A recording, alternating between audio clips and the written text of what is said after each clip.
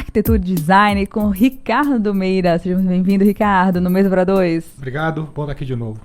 Vocês que estão nos acompanhando pelo YouTube ou pela rádio, saibam que também tem o YouTube, é o Nova FM Brasília, Nova Brasil FM Brasília. O Ricardo já está aqui no ar comigo, você consegue acompanhar aqui o estúdio, consegue acompanhar inclusive que Bianca Torres, nossa social media, marketing, vendas, ela faz tudo, essa menina, é impressionante, está aqui já fazendo um registro para o Instagram também.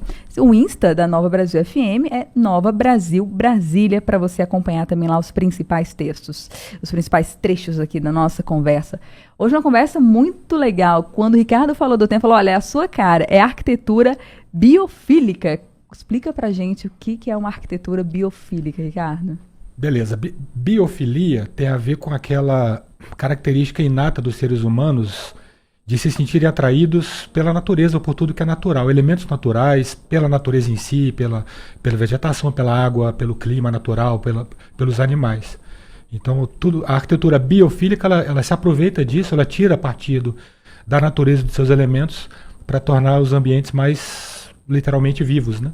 Olha que legal. Agora mesmo, eu estava numa clínica, estava com meu filho lá, eu achei exatamente peculiar quando eu entrei, eu gostei muito.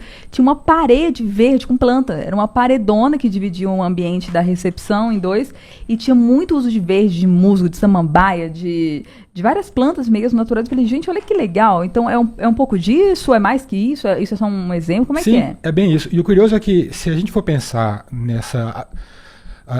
na casa de vó, sempre tinha uma samambaia, sempre tinha um xaxim, uma planta, aquele cheirinho de erva, de manjericão, de alecrim. É um pouco isso. Então, não é uma novidade, é algo que sempre se fez, desde que o mundo é mundo. Só que nos últimos anos, do final do século XX, e nesse século principalmente, muitas pesquisas foram desenvolvidas no campo da ciência, da neuroarquitetura, para identificar qual é a base científica para que ambientes que contem com natureza, com elementos naturais, com elementos que fazem referência à natureza, ainda que não sejam naturais, provoquem determinados efeitos positivos nas pessoas. Nem que seja uma samambaia de plástico. Nem que seja fake.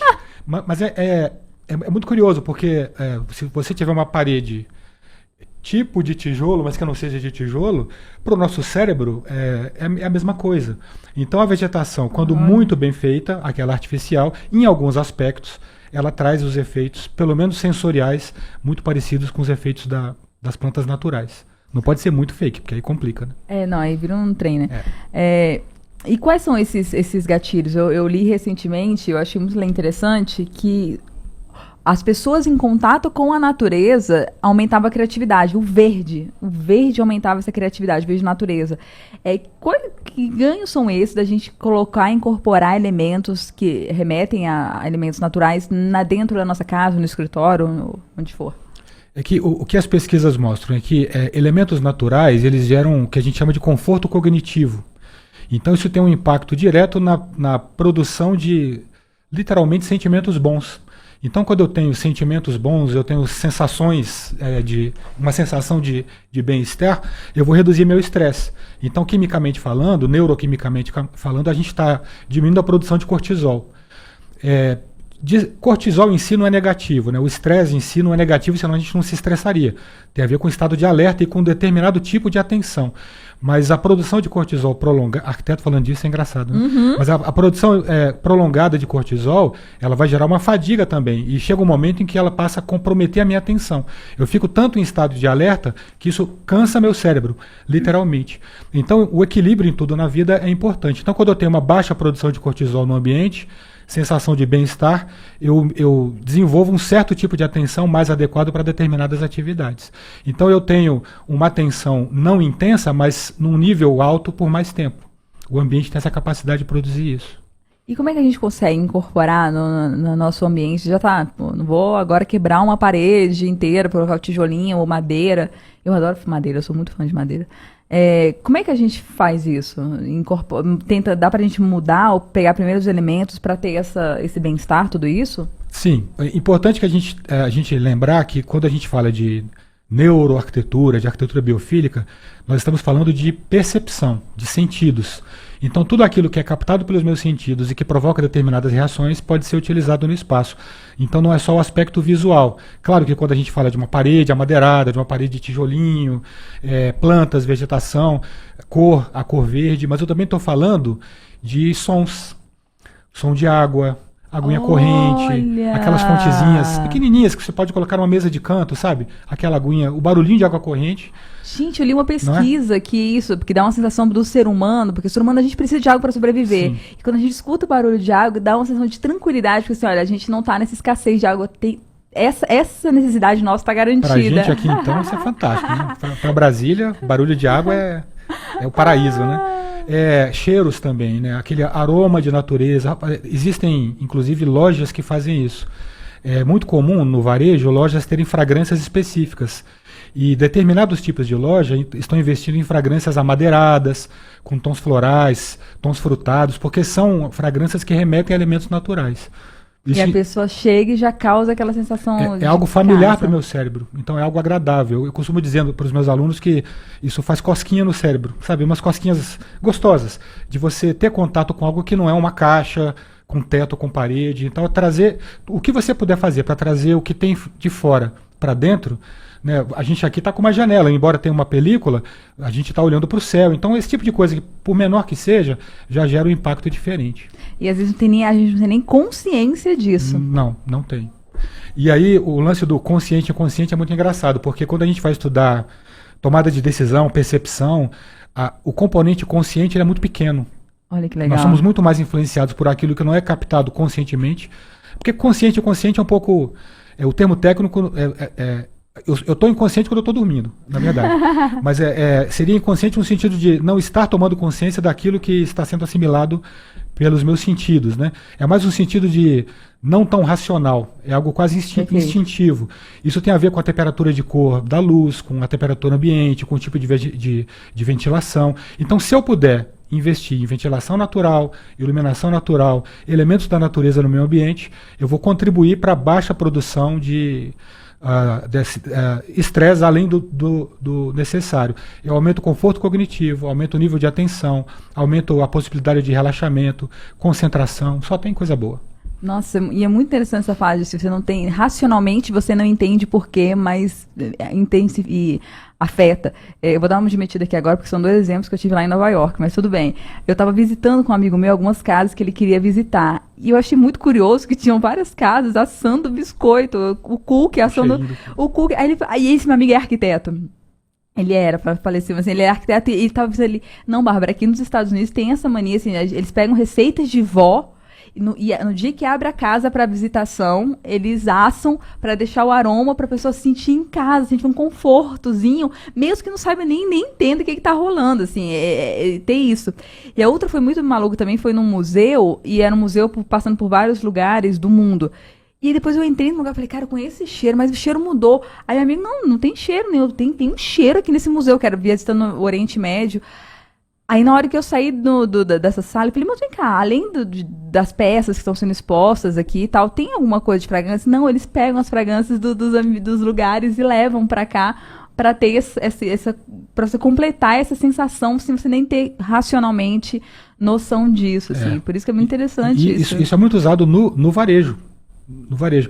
A gente chama isso de memória afetiva. E a memória afetiva, ela não é só episódica, ela não é só visual, ela é olfativa, né? Você estava perguntando ali do prato italiano preferido, né?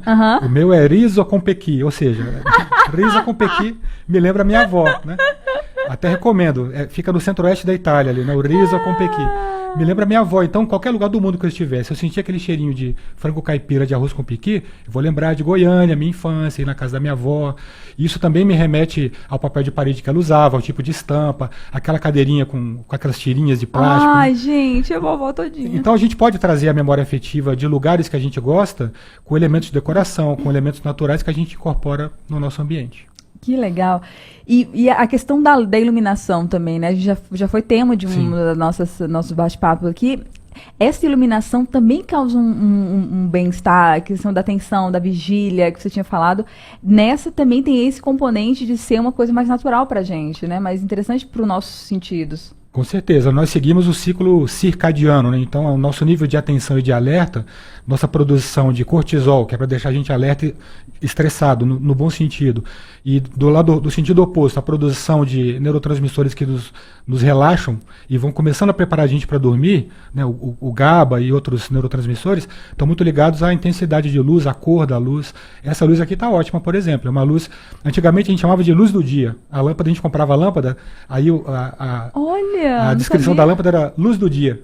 Na verdade, a gente está falando de uma temperatura de cor específica que mimetiza a temperatura de cor do sol, né? Que é um amarelo um pouquinho branco. Então, luz do dia seria isso, porque tem dia claro, tem dia escuro, mas de um modo geral, né? Essa temperatura de cor é amarelo um pouquinho mais para o branco, nem tão alaranjado, mas nem tão azul. É aquilo que a gente está mais habituado para o nosso cotidiano. Nossa, se você está curioso, ouvinte, cola lá no YouTube da Nova Brasil FM Brasília, você vai ver essa luz aqui meio-dia e vai ver também que a paredinha do estúdio, do lado do Ricardo, é de tijolinho também, assim, dá um conforto, principalmente. Eu fico olhando o nosso convidado. A mesa de madeira. A mesa de madeira, tem vários elementos aqui fofíssimos para deixar aqui a apresentadora mais tranquila e mais a gente botar relaxada. uma plantinha aqui no estúdio, Babi, o que você acha? Vou trazer. Vamos pedir um vasinho, uma coisinha? Vamos, vou providenciar. Eu tenho uns legais que sobrevivem bem a esse ambiente aqui. Se eu esquecer de regar, não vai ter problema nenhum. Não tem problema. Eu sou desses. Imagina o pessoal da técnica, o seu Edson tá ouvindo a gente agora. Eu vou trazer uma planta para juntar com água no meio de tanto aparelho eletrônico. Eu vou ser trucidada por ele. Mas assim, eu prometo que vai ser um cacto, alguma coisa mais tranquila.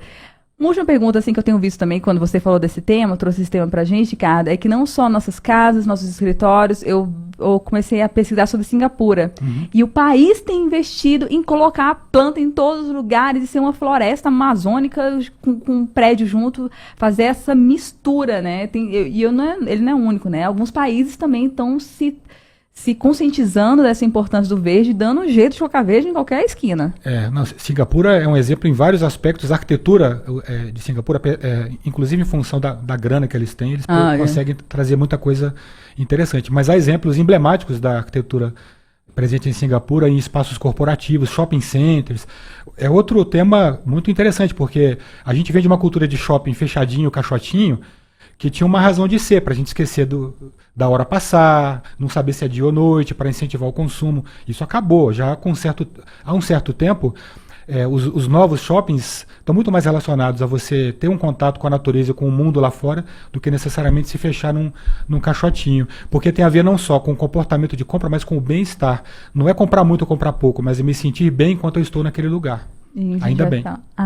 Então pronto, já a nossa próxima pauta, uma possível pauta pra gente, para a nossa próxima coluna. Ricardo, muito obrigada por trazer esses insights tão legais, e esse tema realmente eu sou apaixonada. Imagina, sempre um prazer. A gente podia até sugerir para os ouvintes que tiverem interesse em algum tema específico, mandar mensagem pra gente, pro WhatsApp da rádio, e sugerir temas que a gente pode trazer para cá. Perfeito, você que está ouvindo a gente, inclusive se tiver com alguma questão na sua casa, na sua construção aí, quer entender um pouquinho melhor sobre essa parte de arquitetura e design, é com o Ricardo mesmo. Obrigada, Ricardo. Valeu.